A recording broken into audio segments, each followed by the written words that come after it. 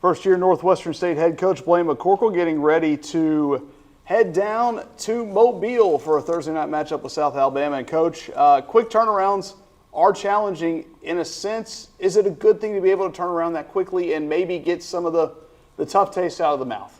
It is, yeah. Sometimes your best medicine is just go play football again, and it is a quick turnaround, and that creates a lot of planning and organization. You have to be detailed, and you have to know what you're doing, or the week will sneak up on you in a hurry. But I think our staff's done a good job of putting a plan in place and moving our days ahead and being prepared. And I think we'll be ready to go Thursday, and we'll be excited to play again. Well, there's absolutely no doubt that you're going to be prepared, as detail-oriented as you are and your staff is. We talked to Chance Newman. We're going to talk to Landry Huddleston. For a team that's never played South Alabama, there's a lot of ties to Mobile in this area. That goes for you, too, at least that stretch of I-10 that you drove quite a bit as a younger man. Yeah, I did. Yeah, I graduated from high school in Pensacola, just 45 minutes down the road from Mobile, then went to college, obviously, in Baton Rouge. So Mobile was kind of in the middle. So I spent a lot of times passing through Mobile, and I recruited Mobile for a lot of years. At my previous stop, we had a ton of kids from that area. So really familiar with Mobile, and excited to get down there and see some familiar faces and hopefully put on a good show for them. Just stay out of the tunnel, correct? That's right, yeah. A tunnel will get you, no doubt. Well, you guys, we talked about it a little bit the other day, the fast starts from the offense, and those have been tremendous. You've been up quickly.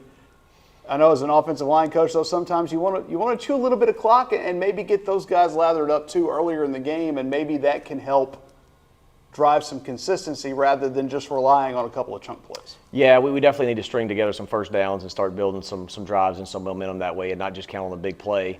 One thing that was exciting the other night is we did take a 99-yard drive, at the end of the game, so that was good. And at Tulsa later in the game, we took, I think, about a 76-yard drive.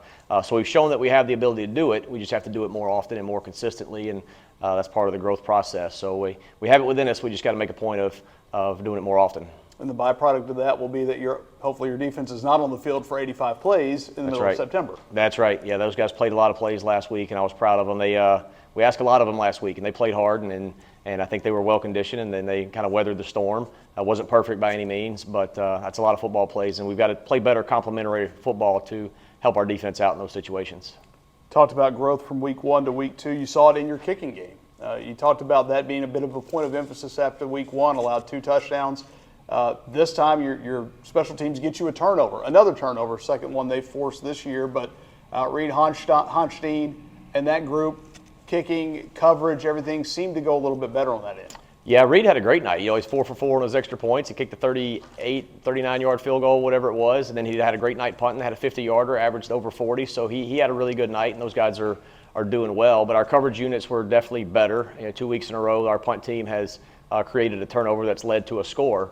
We had the field goal after this one and a touchdown after the one at Tulsa, so hopefully we keep that trend going as well. And I think our return games were better. Miles was really close to getting out on the first one of the game. If he made one cut the other way, he might have got down the sideline pretty good. And then Amaj Eugene had a nice punt return where he got vertical and got us set up in nice field position. So those guys definitely improved, and I'm sure they'll get better all year. You look to South Alabama, the second FBS team in 3 weeks, and on a short turnaround, it's challenging enough to have a 22 scholarship deficit. Now you got to do it on a short turnaround.